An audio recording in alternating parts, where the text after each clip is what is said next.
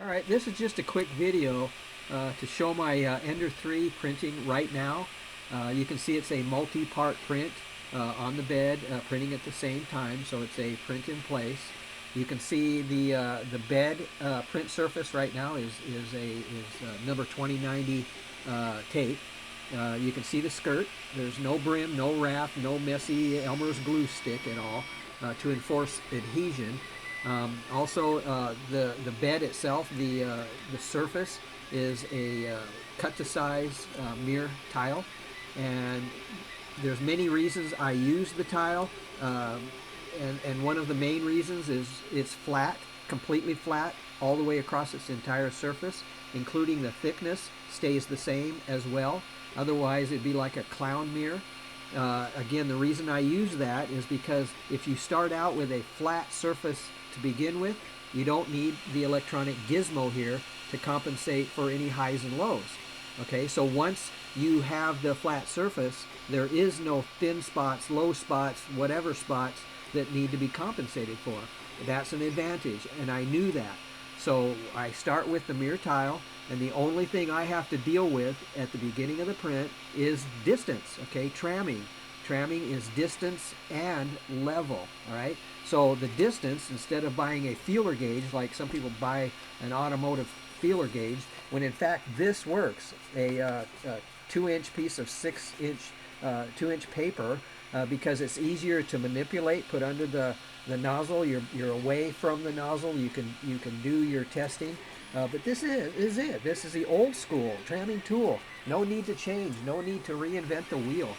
You can see it. The printer is printing right now as we speak. I'm not hiding anything. I'm not trying to give you any bullshit. This is printing right now. You can see here the springs are stock. Those are not chunks of rubber or the yellow springs. These work if you install the printer or the springs properly.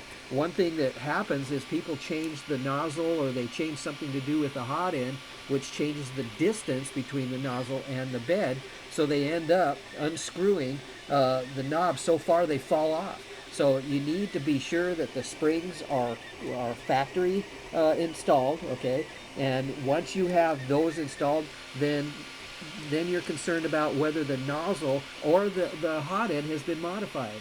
Okay, from the factory, it's already set up for the proper location, because then when you auto home it the traditional way with the switch, when you auto home it, this sets your 0.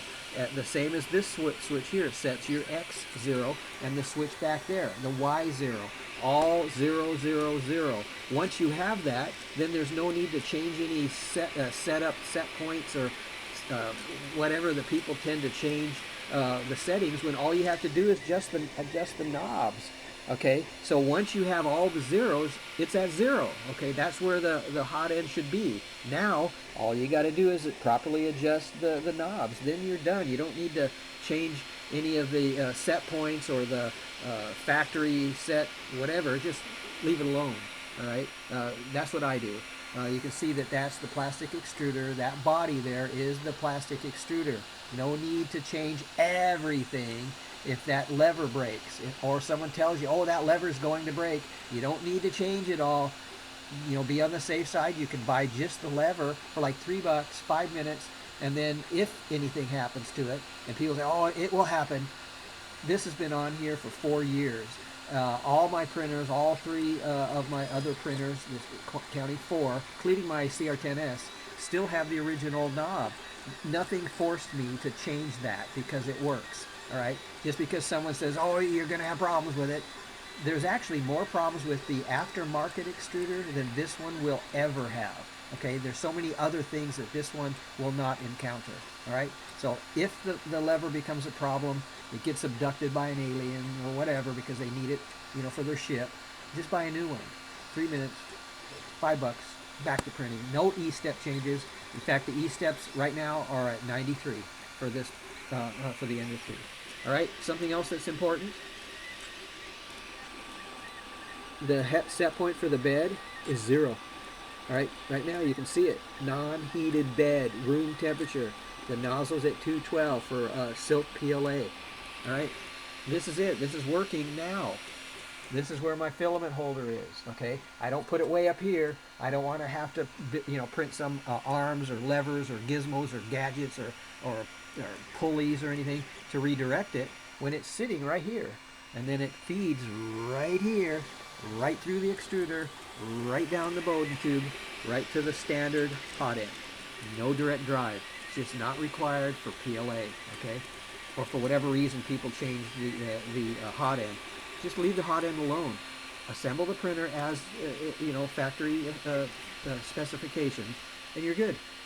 This is it. It's printing now, as you see it.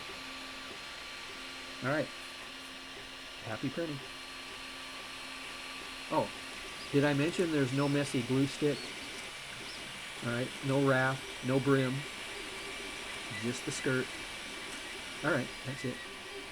I think that's it. Happy printing.